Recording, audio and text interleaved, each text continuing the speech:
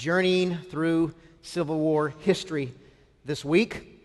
We come to a climax today. Tomorrow I will deal with charges against Ellen White, certain statements she made about the Civil War. But I want to conclude on our basic history of the Civil War today with showing the validity of her predictions about the war.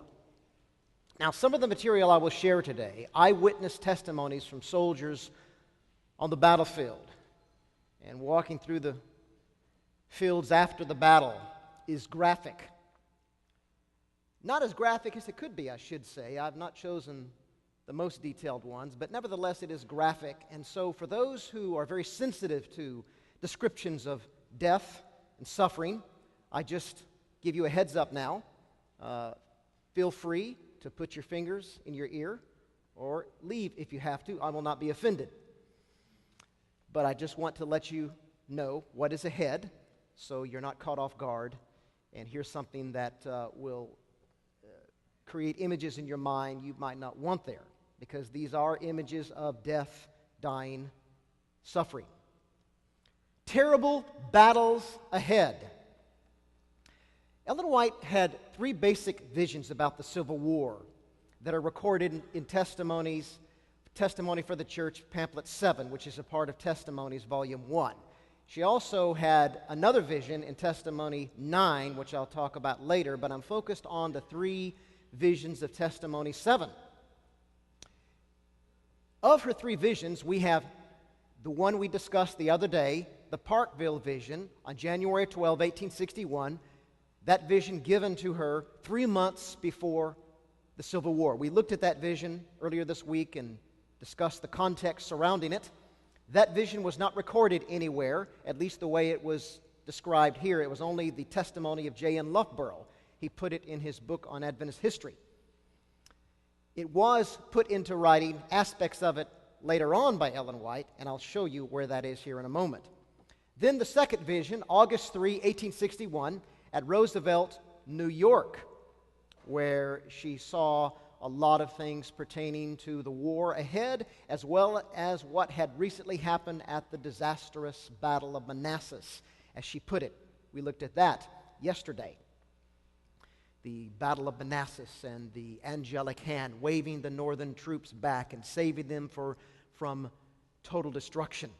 And then January 4, 1862, at Battle Creek, Michigan, she received a vision as the war was in progress that provided lots of insight for what was taking place then and what would take place in the years ahead regarding this war. And she published these three visions, as I said, in Testimony for the Church, number 7. They were released in the entire testimony, 1 February of 1862. The contents of the visions were published out of chronological order. That is when they were put in Testimonies, Volume 1, and this Pamphlet 7. The third vision is first.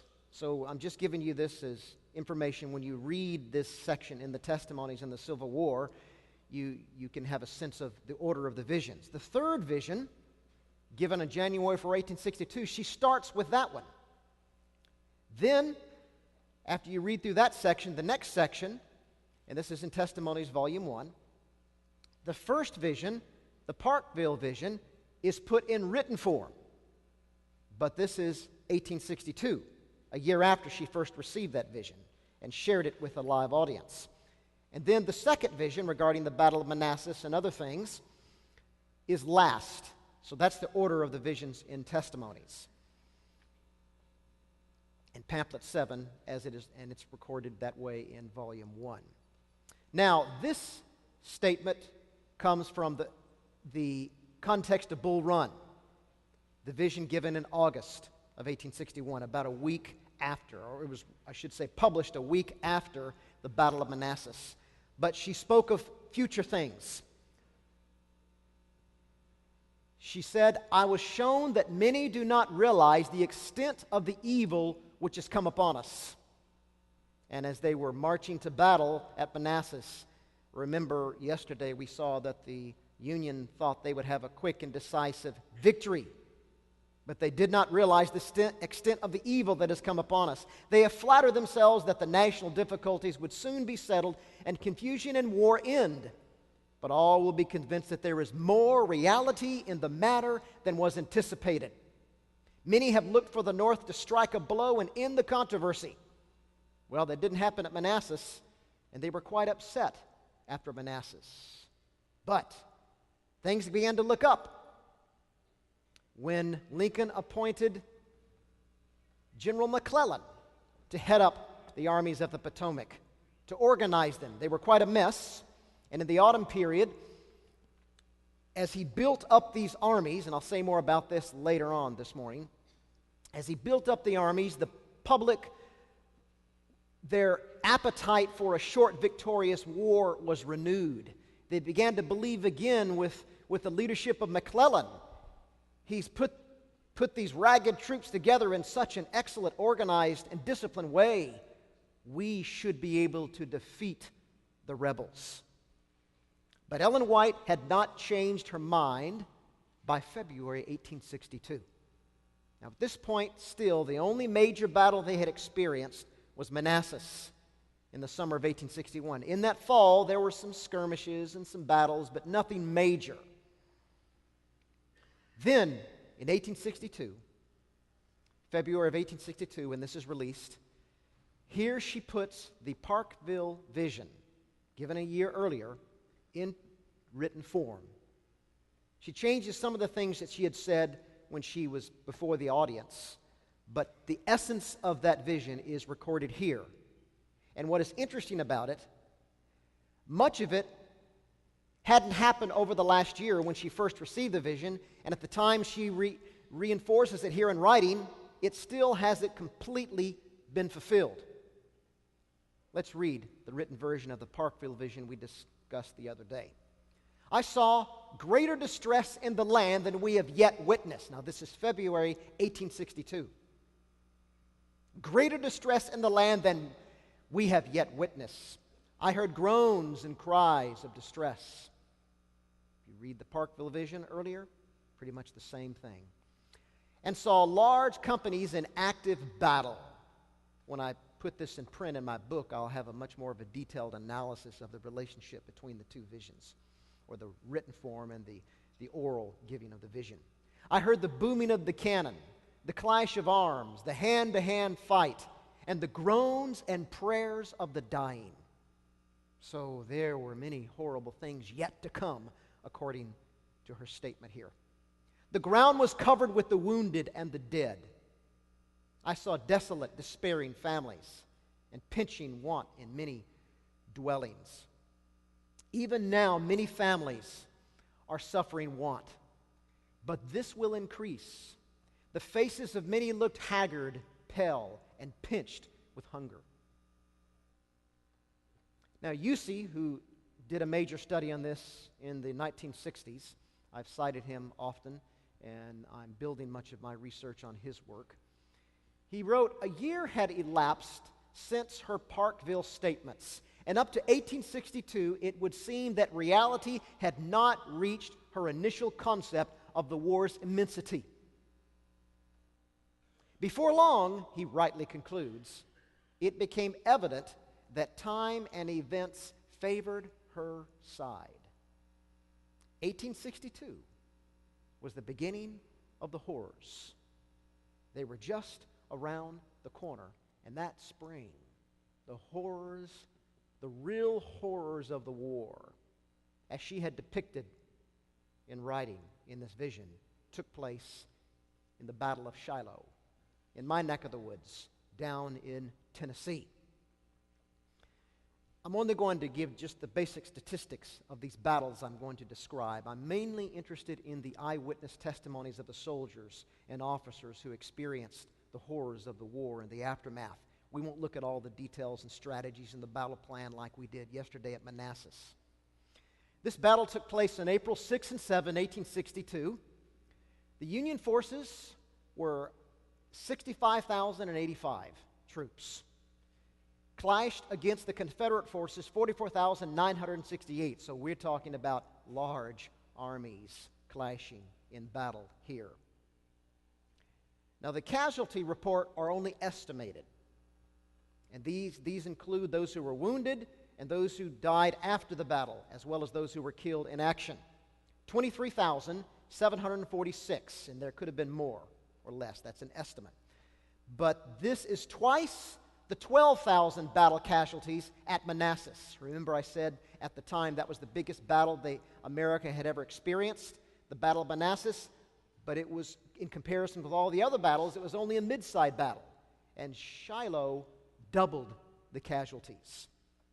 Here is a picture of one of the high parts of the battle. It's called the Hornet's Nest in the woods of Tennessee. Now here's some testimonies. And keep in mind what Ellen White had written in February, and published in February of 1862. This is now in April of that year.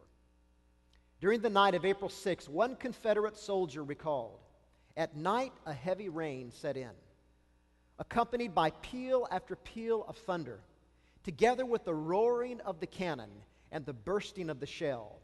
The flashes of lightning revealed the ghastly features of the dead.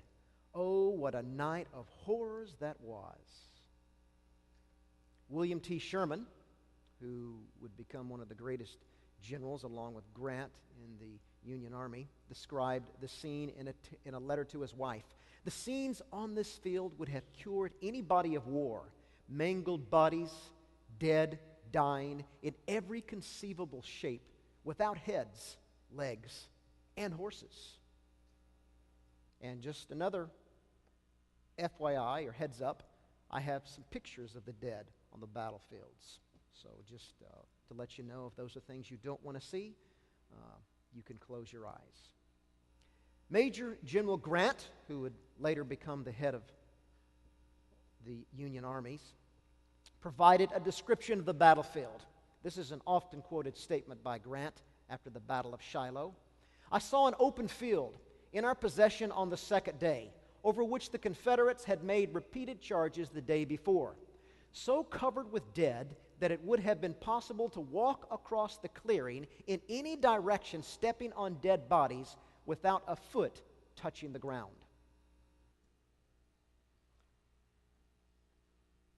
Lieutenant William C. Thompson in the Confederacy described the hospital scene.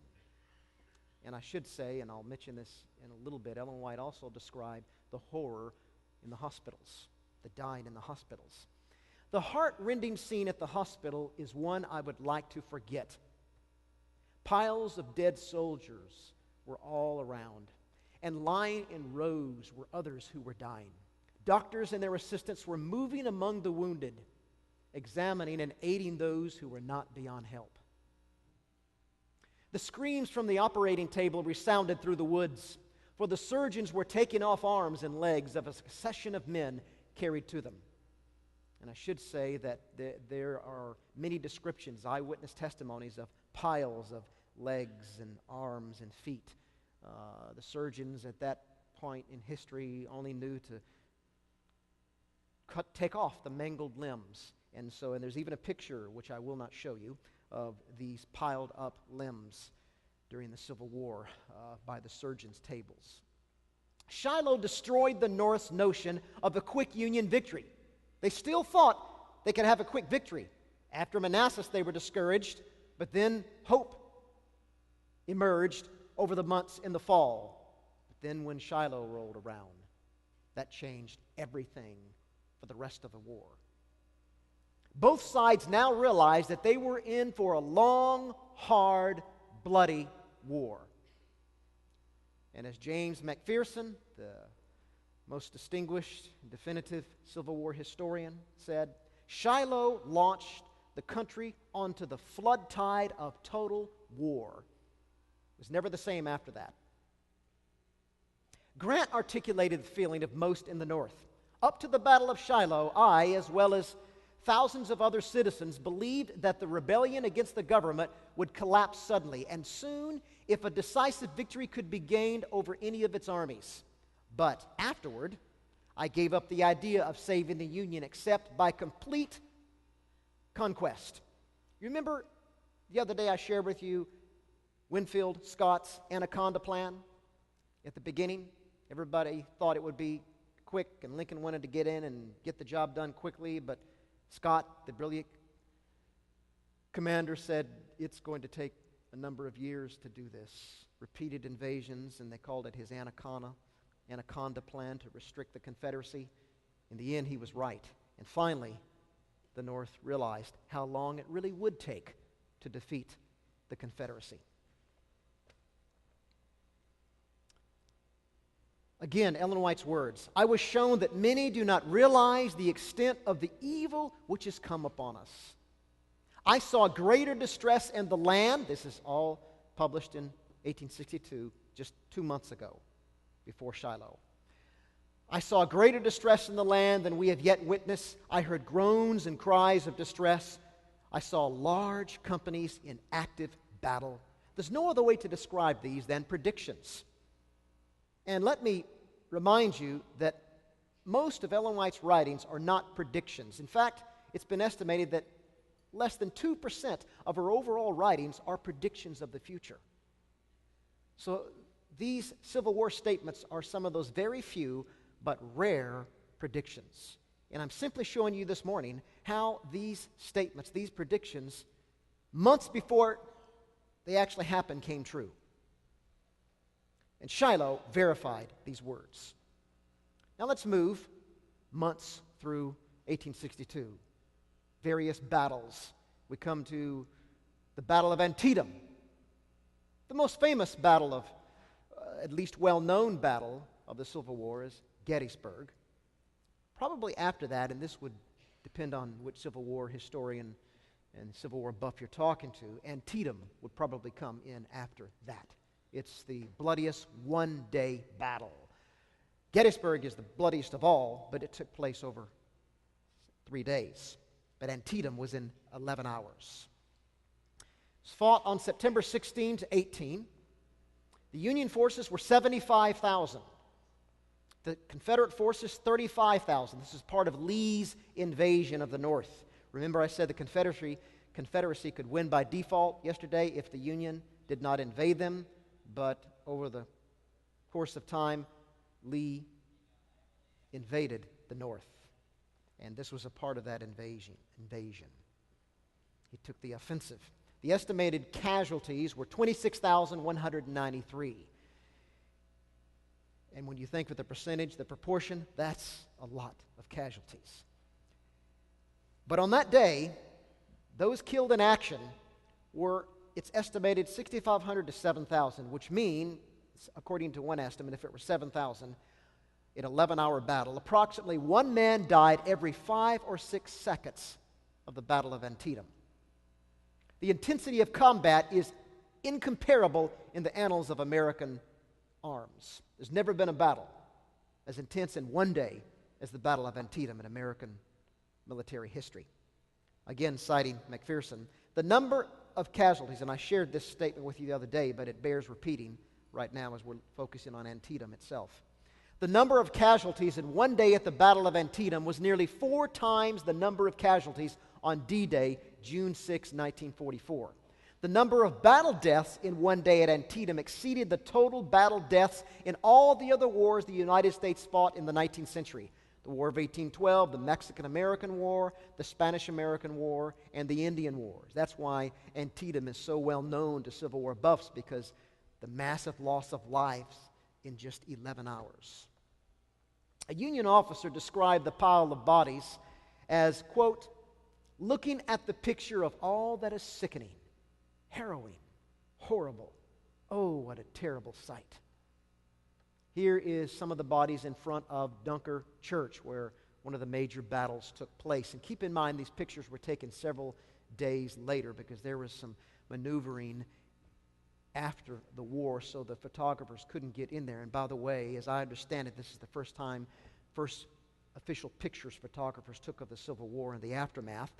And this, of course, does not show the massive piles of body that these soldiers testified that they saw immediately after the battle.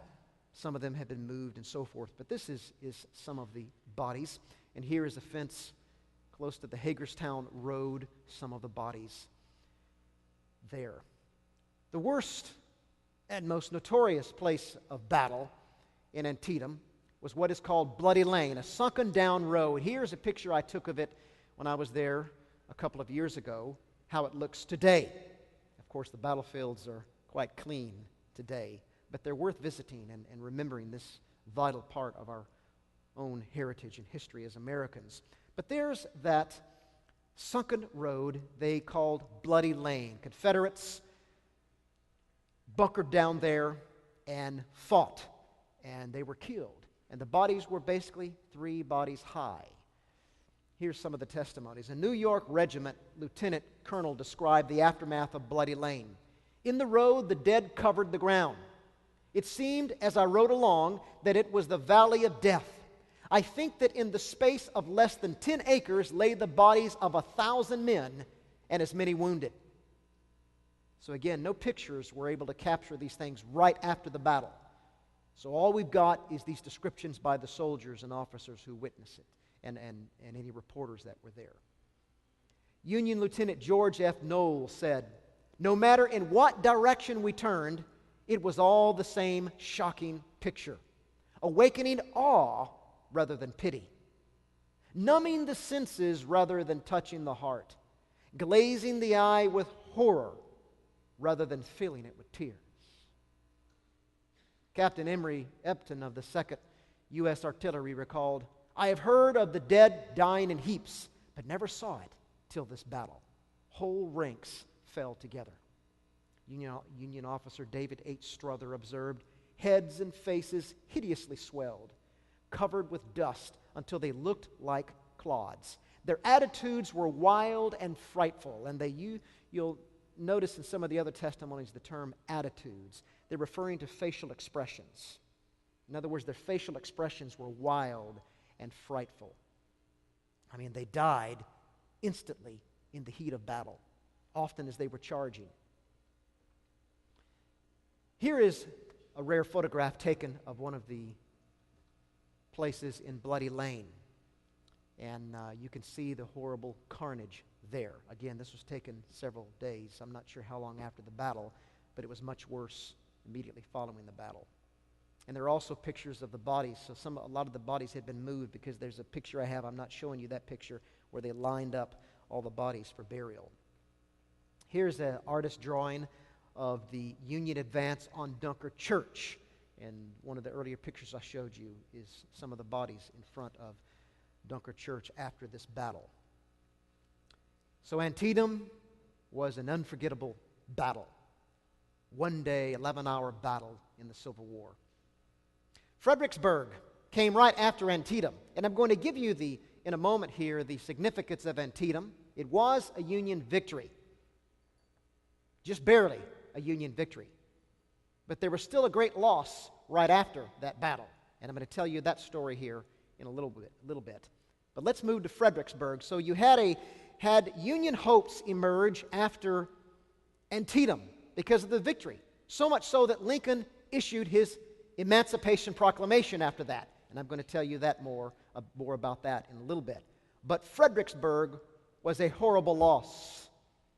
And for various reasons I'm going to, again, get into in a little bit down the road, Lincoln relieved McClellan of command and put in charge Burnside. And he led the charge on Fredericksburg. This was a horrible loss for the Union. It took place in the winter when it was cold at this time of the year in Fredericksburg, that particular day, December 13, 1862. Union forces were 100,000. Again, I'm not able to go into all the details of the battle. It's interesting how they built up and how Burnside moved his troops into position here, but we're focused more on the carnage of the battle. The Confederate forces were 72,000. The estimated casualties were 18,000. General Burnside sent his army in formation and over open ground, and that's the key here, over open ground and a direct attack, no flanking, a direct attack, against General Lee's smaller force well positioned on the high ground beyond the town. In Civil War days, even as today, now it's through aircraft, you get high ground, but in the Civil War, high ground was crucial. It was crucial in Gettysburg. It was crucial here for the Confederates. They had the high ground, and it was a grave mistake to send all these Union forces against Lee on that high ground, and it was costly. But the Union soldiers were incredibly brave and marched forward and charged, and the Confederates literally mowed them down in waves. One wave of Union soldiers after another. They just, with a volley of bullets, just leveled them. It was horrific. Here's a drawing of what it looks like, and I'm not able to point with my laser, but you see in the background, that's the high ground. And you see the fire coming, the cannons and the musketry fire from the Confederates. And in the lower part, you see the brave Union troops charging ahead, and they were literally mowed down in this battle right around the town of Fredericksburg. And that place is called Marie Heights. I'll say more about that also in a little bit, because I'm going to come at some of these same battles from a different angle in our discussion. Now we're focused on the carnage. The London Times correspondent Francis Charles Lawley, viewing the battle from the Confederate lines, reported on the terrible toll exacted on Union troops. Now let's look at the testimonies of the aftermath of the battle. Not for 50 years to come will that scene ever fade from the memory of those who saw it. There, in every attitude of death, remember the faces, lying so close to each other that you might step from body to body, lay acres of the Federal dead. Robert E. Lee is credited with making this statement as he watched the battle happen from above on Marie Heights. It is well that war is so terrible. We would grow too fond of it. And the most engaging, spellbinding testimony is from Joshua L. Chamberlain, who had received great fame in the Battle of Gettysburg for his bravery and leadership there. Colonel of the 20th Maine Volunteers was stuck on the field lying between the bodies that night and described the sounds of the dying in his Night on the Field of Fredericksburg. And by the way, if you see the classic films Gettysburg and Gods and Generals, Chamberlain is featured quite significantly in the Gettysburg film. He played a big role in Little Round Top in Gettysburg. So those films are worth seeing. But having said that, let me just say, while those films, I think, are very good depictions of the Civil War, they're very sanitized in the violence that they show. They only have a PG rating, and they did that so many would watch it because of the stories and the bravery of the Civil War, and I think that was appropriate. But if they were to truly show how the fighting really took place, if a film ever does that on the Civil War, it will have to be rated R, which would eliminate its viewing from a lot of people. But a lot of the films of the Civil War are sanitized. In fact, the closest depiction I've seen on any screen of the horrors of the war is only one small clip at the beginning of Steven Spielberg's recent film, Lincoln. It begins with a hand-to-hand combat battle, and that gives you a sense of the intensity of what the war was like. It was bloody. So listen to this spellbinding testimony. Now, he had just experienced fire. The sun was setting, and there had been intermittent firing on the field and from the Confederates, and then it ceased. And then there's silence. And he's laying between the bodies on the field. But out of the silence from the battle's crash and roar, rose new sounds more appalling still. Rose or fell, you know not which, on whether from the earth or air, a strange ventriloquism, of which you could not locate the source, a smothered moan that seemed to come from distances beyond reach of the natural sense, a wail so far and deep and wide as if 1,000 discords were flowing together into a keynote, weird, unearthly, terrible to hear and bear, yet startling with its nearness. The writhing concord broken by cries for help, pierced by shrieks of convulsion. Some begging for a drop of water, some calling on God for pity, some on friendly hands to finish what the enemy had so horribly begun. some with delirious, dreamy voices murmuring love names, as if the dearest were bending over them. Some gathering their last strength to fire a musket to call attention to them where they lay helpless and deserted. And underneath all the time, that deep bass note from closed lips too hopeless or too heroic to articulate their agony. That is the aftermath of the battlefield on Fredericksburg that night. And I should add, a very cold chill set in, a freeze, in fact, set in. And Chamberlain with others were on that field all night long. And they eventually began to move from person to person and help those that were still alive. And he lamented there was nothing they could do, try to help them move and make them a little more comfortable. But he watched many, many die on the field that night, at least those that were still alive and crying out in pain. Again, I repeat Ellen White's words said earlier in February of that year. I heard groans and cries of distress and saw large companies in active battle. I heard the booming of the cannon, the clash of arms, the hand-to-hand fight, and the groans and prayers of the dying. The ground was covered with the wounded and the dead. This was published before any of this really happened on an epic scale, as we have just seen. Now let me take you back to what she stated orally in the Parkville vision. I want to focus on what she said about prisons. And again, this is January 12, 1861, according to Loughborough's testimony, his record of what she said orally. Then I saw the field after battle, all covered with the dead and dying. Then I was carried to prisons and saw the sufferings of those in want who were wasting away. Now, this time, the conception of Confederate and Union prisons was just out of the question. But then a year later, January 4, 1862, she again mentions prisons. Now, there had been a few prisons at this point established at the beginning of the war, because there were prisoners taken at the Battle of Manassas. The first Confederate prison, as I understand it, was in Richmond. Great numbers have wasted away in hospitals. Others have been taken prisoners by the rebels, a fate more to be dreaded than death. Now, this statement really found its application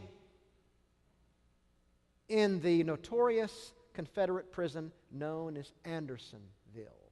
I visited Andersonville just several months ago, and it's a major park, and it's a tribute to all prisoners of war. That's a place down southeast of Atlanta, Georgia, worth seeing. Here's an actual picture taken of the prison. Let me give you some details about it. Andersonville in southwestern, sorry for the typo there, western Georgia. Some of these I've been doing a lot of research and traveling right before this, so I was telling somebody the other day when they pointed out a typo that some of these I just put together since I've been here, and I'm focusing on the big picture, and I apologize I missed a typo or two here. I think yesterday I had for one, I meant W-O-1, I put O-N-E, one. So somebody pointed that out. My apologies for that. One of those embarrassing typos. Andersonville in southwestern Georgia was the largest and the most dreaded of Confederate prisons. The first captured Federals arrived there early in 1864. By midsummer, the number of prisoners had increased to some 32,000. Now, I don't believe, in my understanding as I've read about Andersonville, the Confederates ever meant it to be a laser house of suffering, as it was. But it evolved over that time.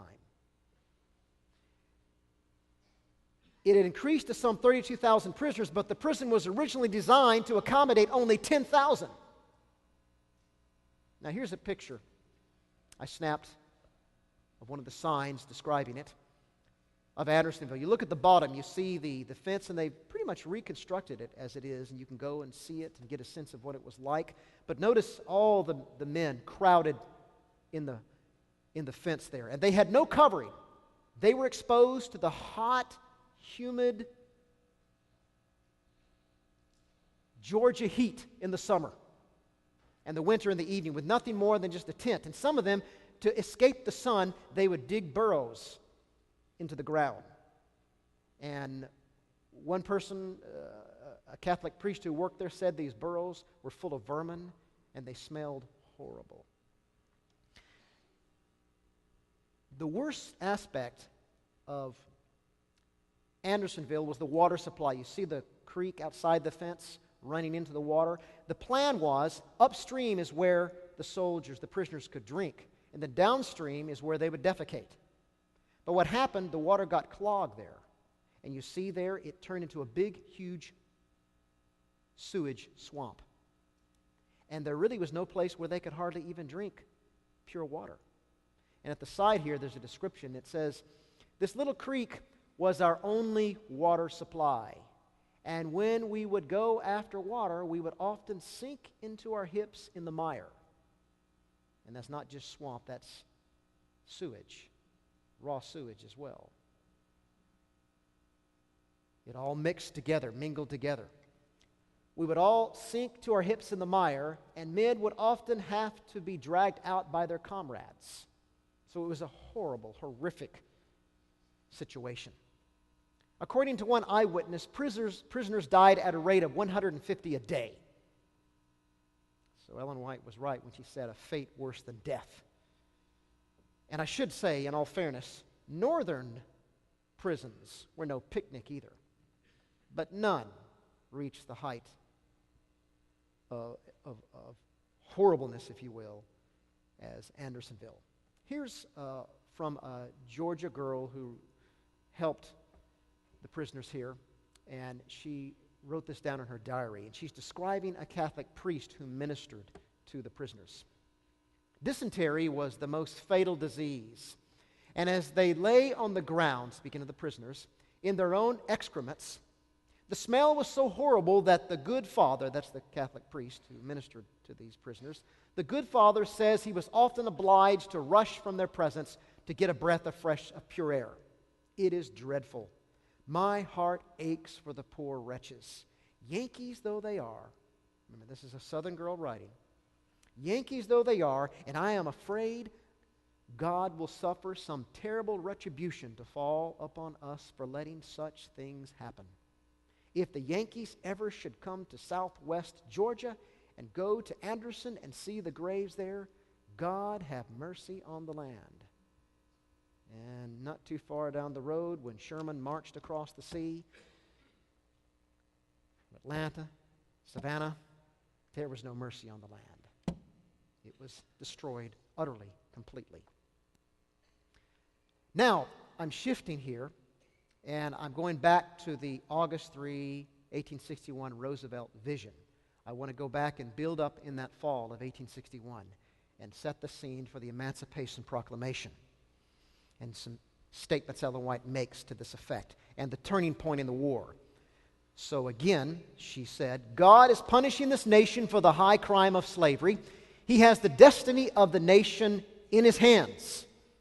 He will punish the South for the sin of slavery and the North for so long suffering its overreaching and overbearing influence. And earlier this week I shared with you on Monday, the North's repeated compromises with slaveholders. And they're allowing slavery to take place in the nation and to build and to grow, and they compromise with them repeatedly. So God was punishing, of course, the South for the sin of slavery, but the North for suffering it so long. So the Civil War was a punishment on the entire nation. That's Ellen White's indictment. Then, in this August 3 vision, and this is all in Testimonies, this comes third of those 3 visions I told you in Testimonies, Volume 1, when you read this pamphlet 7 there on the Civil War. It looked to me like an impossibility now for slavery to be done away.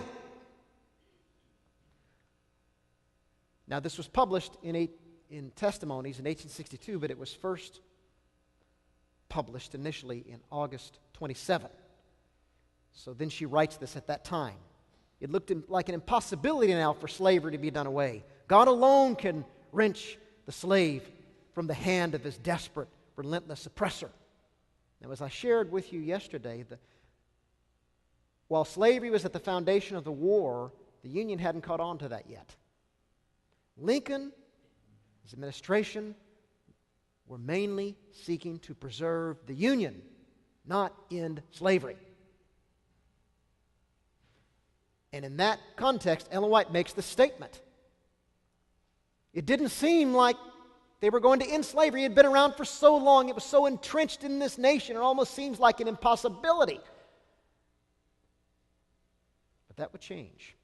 Then it was explained that God had this nation in His own hand and would not suffer victories to be gained faster than He ordained, and would permit no more losses to the northern men than in His wisdom He saw fit to punish them for their sins. Now, I focused on this statement briefly yesterday.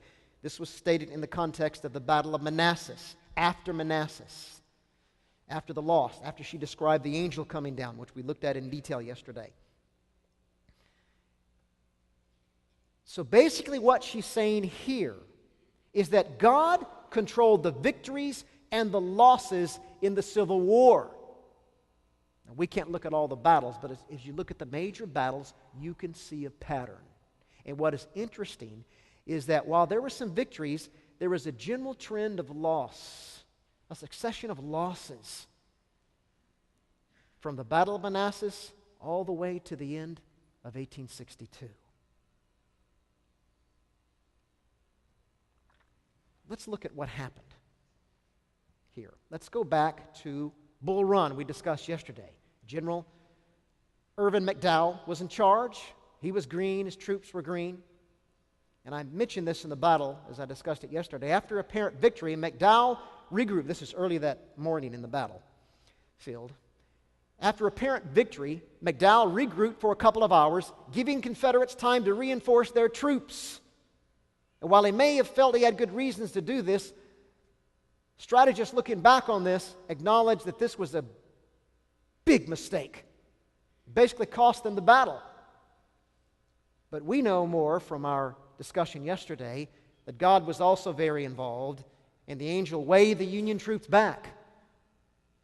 But they would have been even destroyed, as we saw, because of a projected Confederate flank that we discussed. But God was involved by sending this angel down in the midst of this battle. And that turned the tide, and it became a Union loss, but as she said, God was showing His mercy and preserving them. So this retreat, this loss in the first battle of the Civil War by the Union was actually God showing His mercy, God controlling things. And then in the fall, McClellan took McDowell's place as head of the Army of the Potomac. George B. McClellan, one of the most talked about generals of the Civil War. Very interesting character. Young, well-educated at West Point, good mind.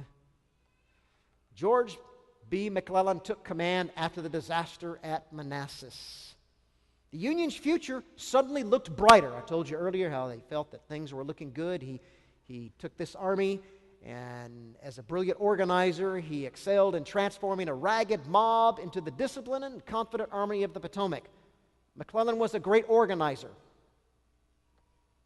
But McClellan was also narcissistic. Get that word right? Narcissistic. I was practicing that. That's a S word. Anyway, you know what I mean. Uncooperative, racist, hostile toward superiors, and hesitant in battle. That was his worst fault. Hesitant in battle. He was a great administrator, organizer, but he was a poor fighter. That's why when Grant came along, Lincoln was so happy with Grant. He basically said of Grant, he fights. He fights. But McClellan did not fight. He led some battles, 7 days battles and so forth, but he was not a good fighter. I'll show you what I mean. Lincoln struggled with McClellan all during 1862. It culminated in Antietam. The battle we looked at it from the perspective of the loss of life. Now we look at it from another angle. Listen to this. A Union private came across a copy of Lee's orders intended for one of his generals. The document was found wrapped around 3 cigars and left in a field. This is a famous story. And this could have made a big difference. But McClellan responded slowly. Now, he'd found Lee's plans in his invasion at Antietam. He found his battle plan. But McClellan responded slowly to this incredible find. And it really did not impact the 11-hour battle. McClellan was slow to act. He was often paranoid, afraid that the Confederates had bigger forces than his did.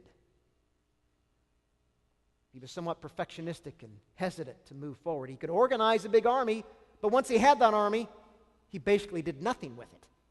And Lincoln pulled his hair out. If you look at the pictures of Lincoln before the war, young, it's this way with most presidents, but then you look at pictures of Lincoln several years into the war, and boy, the gray hairs and the wrinkles on his face. And part of that was pulling his hair out by some of his generals. And one of the worst was McClellan. The day after the battle, McClellan declined to renew his offensive. Now, this was apparent victory or a barely victory, if you will, at Antietam. He declined to renew his offensive, and Lee remained in position of the blood-soaked battlefield. Lee ordered a withdrawal back across the Potomac, and Lincoln sent a message to McClellan: pursue Lee. Pursue him now. You could win the battle, the war. McClellan failed to pursue Lee in spite of Lincoln's urgings, and Lee escaped. Some historians believe that he pursued Lee in that state his forces were in. He could have defeated him, and that would have ended the Civil War. Now keep in mind Ellen White's statement. God was in control of the victories and the losses. This was a victory by a small margin at Antietam, but there was another opportunity, but McClellan lost it. And you listen to Civil War historians write about McClellan and his failures and hesitancy and so forth, but I suggest God was in it, even with McClellan. And I think about McClellan. He drives me nuts when I read about McClellan. I just can't, this inaction. I mean, after this, in fact, here's a picture of Lincoln counseling with McClellan. He told him, you're overcautious. And then in October, after Antietam, there were some other battles to be fought. And Lincoln urged McClellan, don't be so overcautious. Move ahead. Attack. Just do something. Lincoln's administration, they were frustrated with McClellan, but McClellan was stubborn. And he refused to take any action. I would have fired him on the spot. But Lincoln waited to the right time, and he eventually relieved McClellan of his command. McClellan called Lincoln the original guerrilla. Seems to me McClellan was the original monkey. He monkeyed around and should have been fighting instead of hesitating. But that's just my view. It's a good thing I wasn't in charge there. Ambrose E. Burnside. Now we come to Fredericksburg in December of 1862, a couple of months after Antietam. Burnside, it's believed that we got the name Sideburns, gentlemen, from Burnside. If you take a good look at the picture, and those thick, bushy sideburns, it's said that that's where the term sideburns originated. So there's a lot of little interesting, humorous details about the Civil War and its generals there. Burnside took over the command of the Potomac and led them to Fredericksburg. Burnside was a humble guy. He reluctantly took the command, and as I shared with you earlier, his assault on Marie Heights at Fredericksburg was a disaster. Let's read through some of the details here. Burnside launched multiple assaults upon the most impenetrable part of the Confederate line, a half-mile-long stone wall shielding thousands of Confederate infantry and covered by dozens of cannon on the slopes of Marie Heights directly behind. The well-protected opposition slaughtered wave after wave of Union troops, as I discussed earlier, and we read some of the testimonies of the aftermath of that battle. This was a major loss for the Union. Lincoln uttered his now famous lament. He was happy after Antietam released a preliminary version of the Emancipation Proclamation because of that marginal victory at Antietam. But then there was his loss at Fredericksburg, and then he uttered these words: "If there's a worse place than hell, I am in it." A great disappointment after Antietam for the North, and the war would continue for another 2.5 years. God allowed them only so much victory, but also to suffer loss. Why? Why? He was humbling the North in the dust. As she said elsewhere, he was punishing the North for tolerating slavery so long. So they had victories, but slow victories. However, things changed after the Emancipation Proclamation. But before I get to that, I want to read to you from Testimony 9, which is further down the road in Testimonies Volume 1 from these earlier visions of the war. She wrote this in 1863. This was published right after the Battle of Fredericksburg, the great loss there. God is punishing the North that they have so long suffered the accursed sin of slavery to exist. For in the sight of heaven, it is a sin of the darkest dye. God is not with the South, and He will punish them dreadfully in the end. Powerful statements, again, predictions at that point in the war. So she held firmly to the conviction God is still punishing the North. And that, of course, was evident in this most recent Battle of Fredericksburg. But at the same time, God is not with the South. They will be punished dreadfully in the end. And they were. And an example that I've used repeatedly is Sherman's March to the Sea. And there were other battles as well that you could look at as devastating the South. She also said this in the wake of the Fredericksburg disaster: "I saw that God would not give the Northern army wholly into the hands of a rebellious people to be utterly destroyed by their enemies." So they were in despair, the North throwing up their hands after Fredericksburg. But then Ellen White says to her people these words. The timeliness and relevance of the statement must have surely been noted by her audience. "Do not fear. God has this nation in His hands. The Northern army will not be given wholly into the hands of this rebellious people to be utterly destroyed by their enemies." Now, I want to go back briefly to August 12, 1861, when Lincoln issued a major national fast, or he proclaimed a national fast regarding the war, that God would not punish them any further. But at this point, the war for the Union, that is, was focused on preserving the Union. And Ellen White acknowledged this in that, you read that in that whole section of the testimonies, that in the beginning that it was to preserve the Union, not to end slavery. And so she really came down on this fast. She condemned this national fast. And I'm coming to the peak of her comments about that fast. Says the Lord, she cites Isaiah 58, 5 and 7. "Is not this the fast that I have chosen?" And she's contrasting this biblical fast with the national fast.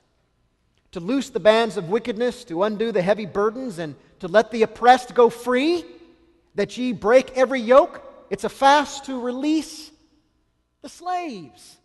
Then she says, "When our nation observes the fast," that is to free the slaves, "which God has chosen, then will He accept their prayers as far as the war is concerned. But now they enter not into His ear," because you can go online and read the proclamation of this first national fast on August 12, and they asked to be preserved from future punishment. But they had not really humbled themselves and acknowledged the sin of slavery. And so the war was hard for the Union through that time. And we just discussed the Antietam and the pullback, the failure of McClellan to pursue, and Fredericksburg. But as a result of Antietam, on January 1, 1863, Lincoln issues the Emancipation Proclamation to free the slaves. This was this document to free the slaves. And it didn't actually happen then, but that set things in motion for the 13th Amendment and for it eventually to happen. After that, the national feast, there were national feasts proclaimed in 1863, the spring of 1863 and 1864. They were after the Emancipation Proclamation. Adventists would participate in these feasts because now the war was focused on freeing the slaves after the Emancipation Proclamation. And that changed everything. The direction of the war slowly began to change. By the summer of 1863, the war took a different direction. And it happened in the most famous battle of all, the one we're about to celebrate in less than a month, the 150-year anniversary of Gettysburg.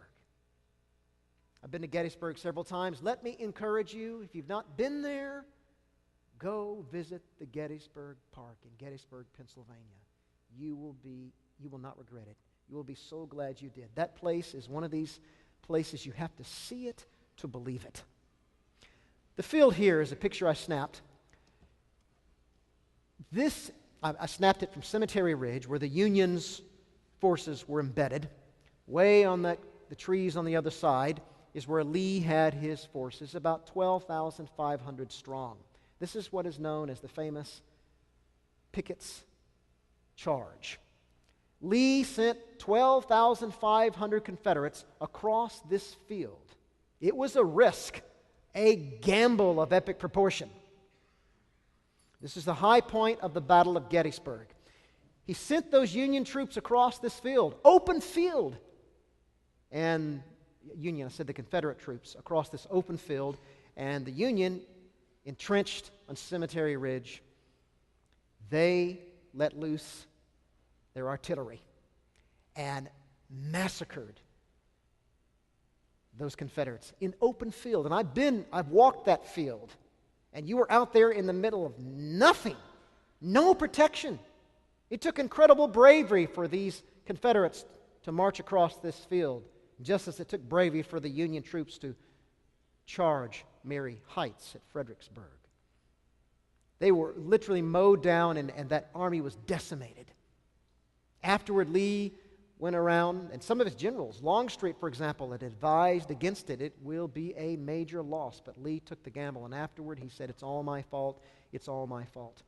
General Meade was in charge of the entire army at this time, and Lee was still on the other side. And they were regrouping after the battle, and let me show you a picture of this battle. And by the way, if you go to Gettysburg, they have a big attraction where you go, and it's a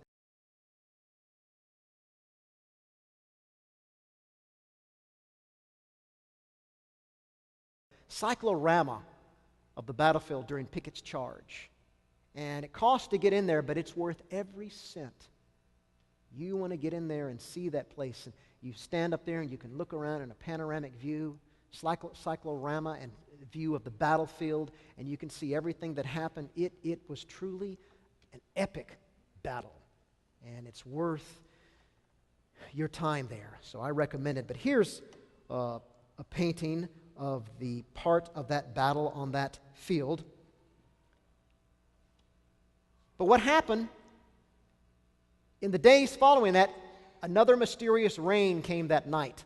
So Lee retreats, goes to the Potomac River to cross, and it's high, and so he has to wait, and he's stranded there. There's a whole book written about this retreat, and Lincoln urged General Meade to pursue Lee, another opportunity to end the war. Now, this was a great victory for the Union, but Meade, in the end, did not fully pursue Lee, and the waters went down, and Lee escaped. And Lincoln was so frustrated that could have ended the war. But the war went on for another 2 years after this. Again, God allowed so many victories and losses to take place for the Union. But nevertheless, Gettysburg was a major victory. In fact, it's considered the high watermark for the Confederacy because they never rose any higher than this. It went downhill for the Confederacy after this. So this turned the tide, and we often think about Gettysburg, but at the same time, there was a major battle going on in Vicksburg with Grant involved. And in the end, it was a victory as well. Years later, there was an ex-governor, John P. St. John of Kansas in Ottawa, Illinois, and Loughborough heard him make a speech, and this is in the 1890s. He was reflecting back on the war before Emancipation Proclamation. And Loughborough says that I listened on the afternoon of June 29, 1891. He made the following statement, and this is a good statement. Listen to it. It captures the point I want to make here. I was never so disappointed as I was when the Confederates whipped us at Bull Run. But it was all a part of God's plan. Had we whipped the Confederates, the politicians would have hatched up a peace, and the Union would have been continued with slavery. Let that sink in a minute. If the Union had won early on in the war, or if I should say if they had stopped the battles and come together and made peace, the two sides, slavery would have continued. But God would not have that. For 2 years, the Confederates had the advantage. But after Lincoln issued the famous Emancipation Proclamation, we had swung round to God's side and could not lose. Well, he said this years later, but Ellen White perceived it before anybody else did, early in the war, even before Lincoln's Emancipation Proclamation, in her condemnation of that fast early in 1861.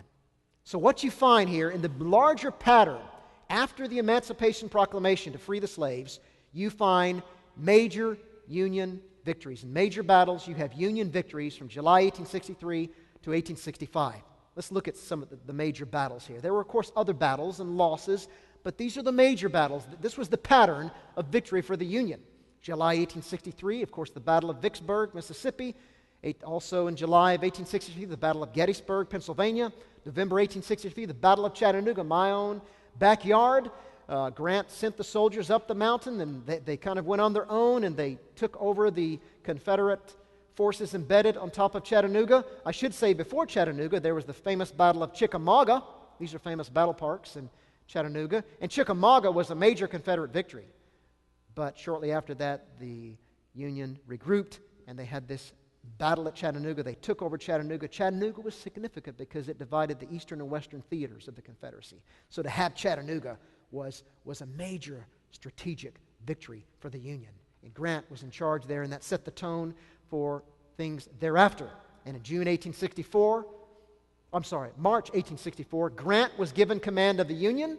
Lincoln said of Grant, as I told you earlier, he fights, and he gave him total command, and of course the rest is history. Grant is famous as a Civil War general, as we all know. June 1864, the Battle of Petersburg, Virginia, close to Richmond, the Confederate capital, just south of it, was a major Union victory. September to December 1864, Sherman's famous march to the sea, destroying everything in his path with his massive army. I've mentioned that event repeatedly. And April 9, 1865, Lee surrenders at Appomattox. Let me bring this to a conclusion here with Lee Usley's words, who wrote an early study on the Civil War that I've cited already, but he concludes most effectively here that will bring this presentation to a good conclusion, I think. What should be concluded regarding what should be concluded regarding Ellen G. White in her relationship to the Civil War?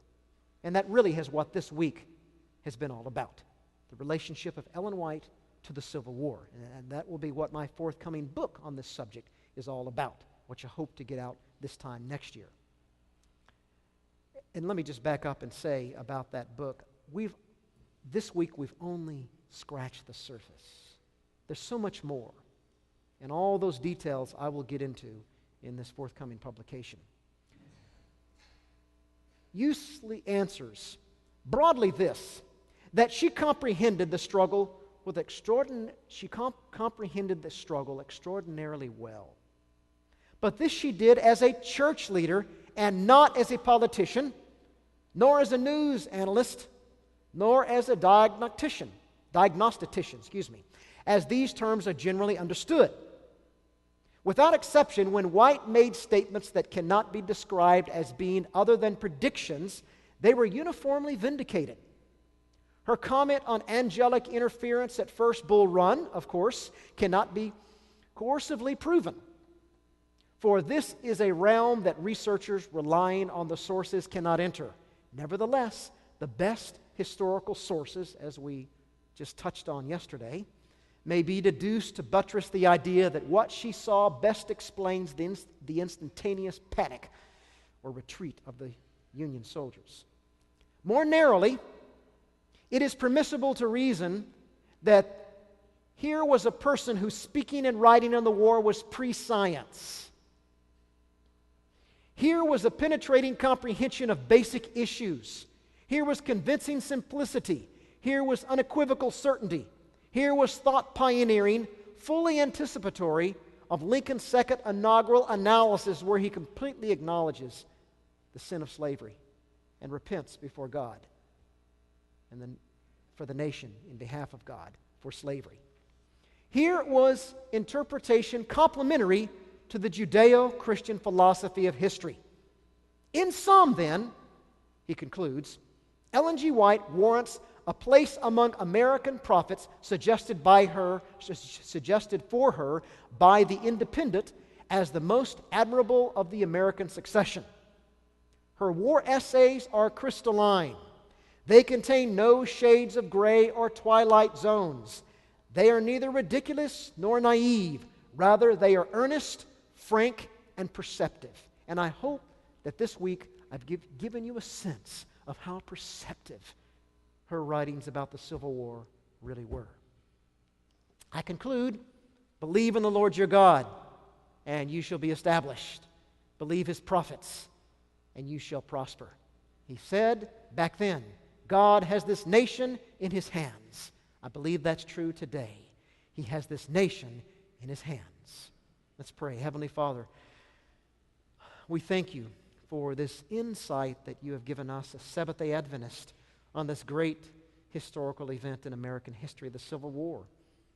But it's more than just history. It's more than just predictions fulfilled. It's spiritual lessons for us, O Lord, that your hand is deeply involved in the affairs of this world, the affairs of this nation, and in turn, the affairs of our own individual lives. It teaches us so much about your work in this world. Oh God, increase our appreciation of this gift of prophecy that you've given us. Give us more faith in your word, the Bible, as well as the gift of prophecy. So bless us each as we ponder these things and guide us the rest of this camp meeting day. I pray in Jesus' name. Amen.